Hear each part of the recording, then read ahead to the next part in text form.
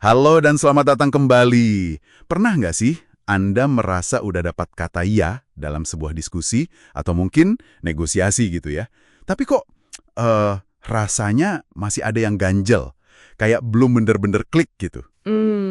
Nah, ini ada materi menarik dari bab 5 yang kita bahas kali ini.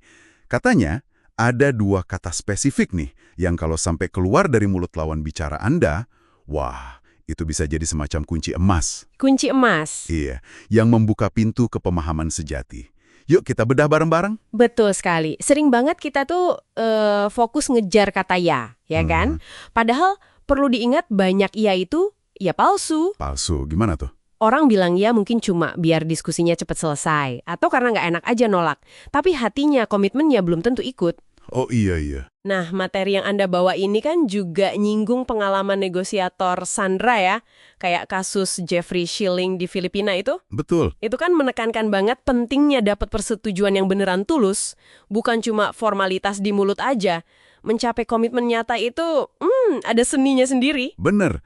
Dan materi ini juga nunjukin gimana kita, mungkin dari kecil ya, sering diajarin buat nggak terlalu blak-blakan. Demi sopan santun biasanya. Iya, demi kesopanan, ujung-ujungnya jadi sering bilang, iya, padahal dalam hati, nggak setuju-setuju amat. Contoh klasik yang disebut di materi itu kan pasien jantung yang bilang ke dokter, iya dok saya bakal berubah. Tapi perilakunya? Nggak berubah, gitu-gitu aja. Itu iya yang, ya, nggak ada artinya, gitu kan? Nah, ini dia nih, intinya. Sering banget kita lewatkan perbedaan krusial ini. Antara dengar orang bilang Anda benar atau you're right, dengan itu benar atau that's right. Bedanya apa tuh? Kayaknya mirip. Nah, Anda benar itu seringnya cuma cara sopan buat, ya udah deh, udahan debatnya. Mereka mungkin setuju sama satu poin Anda, tapi belum tentu beli solusi Anda sepenuhnya. Rasanya mungkin masih kayak agak didesak gitu. Oh, jadi kayak basa-basi biar kita berhenti ngomong, gitu ya? Bisa jadi, bisa jadi. Tapi kalau sampai mereka bilang itu benar, nah itu dia momen ajaibnya. Itu sinyal kuat kalau mereka merasa, wah, saya dipahami nih. Anda berhasil nangkep persis apa yang ada di kepala atau di hati mereka. Wah, menarik. Jadi Anda benar itu semacam tameng halus ya, biar kita stop nyerang pakai argumen. Baru kepikiran saya. Contoh di materi soal anak penulis, si Brandon yang main football itu bagus banget ya. Ya, Brandon. Dia kan selalu nabrak lawan gitu. Ayahnya nggak langsung menceramahi, tapi coba ngertiin dulu. Bilang kayak, kayaknya kamu merasa kalau menghindar itu tindakan pengecut ya. Dan apa respon Brandon? Dia diam dulu sebentar terus bilang, itu benar. Nah, momen pengakuan itu katanya yang bikin dia sadar dan akhirnya mau ubah cara mainnya. Dia nerima situasinya. Tepat sekali. Momen itu benar, itu kayak lampu hijau. Terus pertanyaannya, gimana cara memicunya? Nah, iya itu gimana caranya? Kuncinya seperti dijelaskan di bab ini adalah dengan merangkum atau memparafrasekan sudut pandang mereka, emosi mereka, masalah mereka. Kita rangkum ulang dengan akurat. Jadi kita tunjukin kalau kita beneran dengerin. Persis. Fokusnya bukan lagi ngebuktiin kita bener, tapi nunjukin kita ngerti dunia mereka tuh kayak gimana. Mirip cerita representatif farmasi itu kan? Oh iya, yang sama dokter itu ya? Betul. Dia nggak ngotot promosiin produknya, malah dia justru merangkum semangat si dokter dalam merawat pasiennya, sampai akhirnya si dokter nyeletuk. Itu bener. Baru deh setelah itu diskusinya jadi lebih enak, lebih cair. Atau contoh yang mahasiswa negosiasi sama mantan bosnya itu juga oke. Dia nggak langsung minta macam-macam. Iya, gimana tuh? Dia rangkum dulu kebutuhan si bos.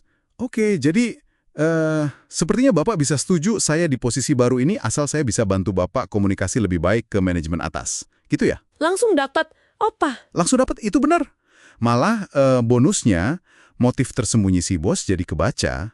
Keren juga ya teknik ini. Tapi ini nggak berasa manipulatif apa ya buat sebagian orang? Pertanyaan bagus tuh.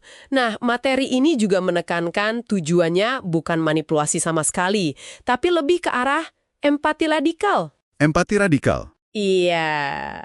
Saat Anda tulus, nih, benar-benar usaha memahami dan mengartikulasikan perspektif orang lain, tanpa ngejudge, tanpa menghakimi, mereka justru merasa dihargai, bukan dimanipulasi. Oke. Jadi, dapetin itu benar, Itu sebenarnya lagi membangun fondasi kepercayaan. Mereka jadi merasa aman, merasa didengarkan. Baru setelah itu, mereka jadi lebih terbuka buat dengerin solusi atau proposal dari Anda. Jadi izin buat meyakinkan itu datangnya belakangan ya, setelah mereka ngerasa dipahami dulu. Tepat. Fokusnya jadi pindah. Bukan lagi soal seberapa kuat argumen Anda, tapi seberapa dalam pemahaman Anda tentang mereka. Oke.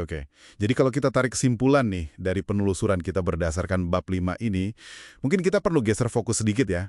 Lupakan sejenak target buat dapat ya. Fokus kemana? Fokuslah untuk bisa mendengar dua kata sakti itu. Itu benar.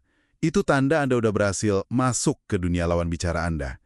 Caranya, ya itu tadi, dengerin baik-baik, terus coba rangkum perasaan dan pikiran mereka, sampai mereka sendiri yang bilang, nah, itu benar. Dan ini mungkin bisa jadi pertanyaan refleksi juga ya buat Anda yang lagi dengerin.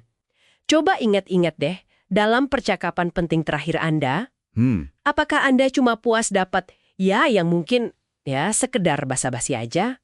Atau Anda berhasil memicu komitmen yang tulus lewat itu benar? Wah, iya juga ya. Coba bayangkan deh, kalau di kesempatan berikutnya, Anda sengaja nih terapin teknik merangkum ini. Terus coba, terus sampai Anda dengar dua kata itu keluar dari mulut mereka. Kira-kira hasilnya bakal beda nggak ya? Menarik banget buat dicoba itu. Terima kasih banyak sudah menyimak kupasan mendalam kita kali ini. Sampai ketemu lagi di penelusuran berikutnya.